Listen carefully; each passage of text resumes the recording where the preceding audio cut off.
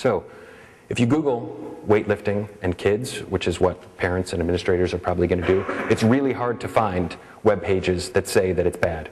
You actually have to search for injury, bad, harm with weightlifting in kids to find any websites that talk about the negative aspects. It's just too difficult to find. You can go 10 Google pages deep and it's hard to find anything.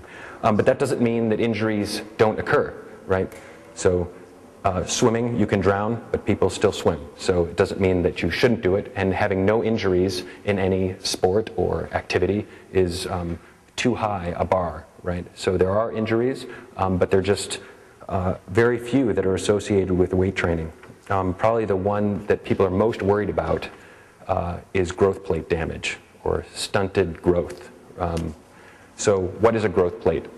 Growth plate, when kids are growing, at the ends of their long bones, your body lays down a loose architecture of bone before it fills it in with hard mineral material.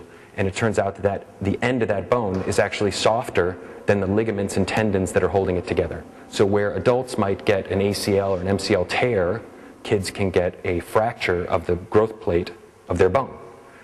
It's really painful. It's an acute event.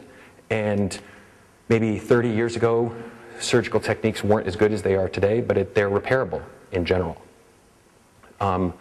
It is not a cumulative thing. It's not if you deadlift every day, you're going to have a stunted growth. It's an acute thing like breaking a bone or a ligament tear. It's not something that happens over the long haul.